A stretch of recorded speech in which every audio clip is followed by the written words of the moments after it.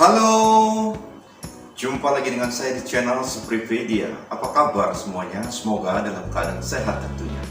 Ibunda dan pemirsa sekalian, salah satu penyakit yang menyerang susunan saraf pusat adalah meningitis, atau yang di masyarakat biasa disebut dengan radang selaput otak. Meningitis merupakan penyakit infeksi yang berat yang tidak boleh diabaikan karena dapat bersifat fatal jika tidak ditata laksana secara cepat dan tepat di rumah sakit. Meningitis ini juga dapat menimbulkan dampak jangka panjang seperti gangguan pendengaran, penglihatan, keterlambatan perkembangan, gangguan kognitif, terjadinya kelumpuhan, bahkan kematian.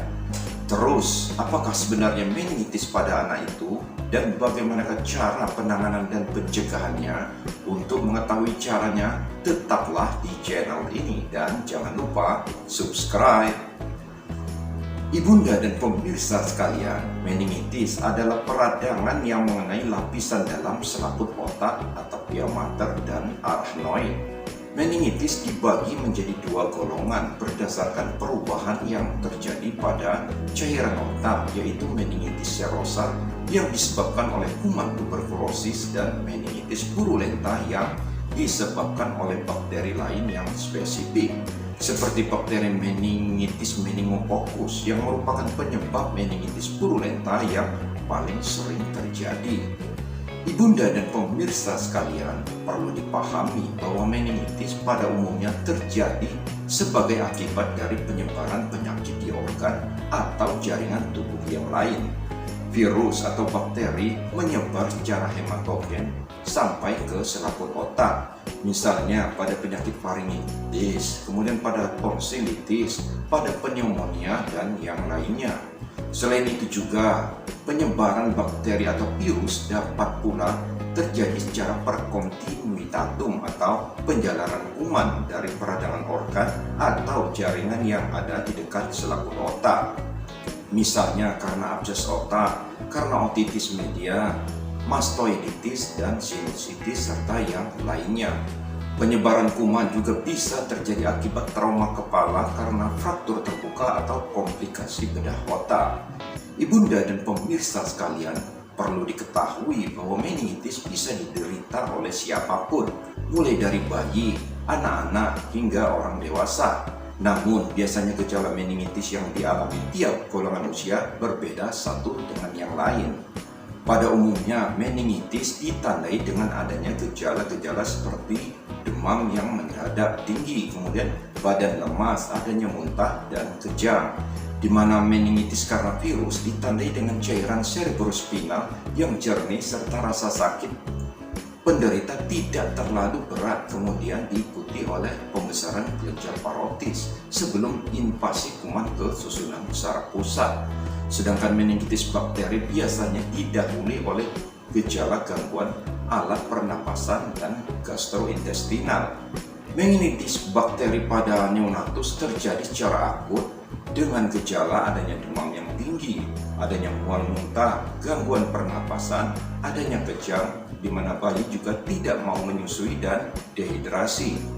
Juga dijumpai ukun-ukun yang menonjol. Sedangkan pada anak-anak dan dewasa biasanya dimulai dengan gangguan saluran pernapasan atas.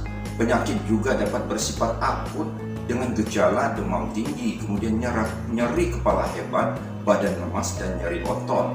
Ibunda dan pemirsa sekalian, adapun pemeriksaan penunjang yang harus dilakukan untuk menegakkan diagnosa meningitis adalah pemeriksaan fungsi lumbal, yaitu menganalisis jumlah cairan dan protein cairan otak atau cerebrospinal dengan syarat tidak ditemukan adanya peningkatan tekanan intrakranial, di mana pada meningitis serosa terdapat tekanan yang bervariasi, kemudian cairan yang jernih, serta sel darah putih yang meningkat, di mana glukosa dan protein yang normal.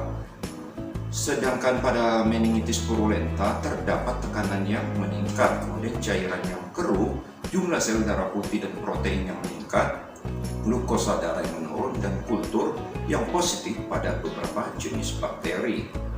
Selain itu juga dilakukan pemeriksaan darah untuk melihat meningkatnya leukosit dan laju endap darah. Selain itu juga dilakukan pemeriksaan radiologis berupa pemeriksaan foto torak, pemeriksaan CT scan, dan yang lainnya.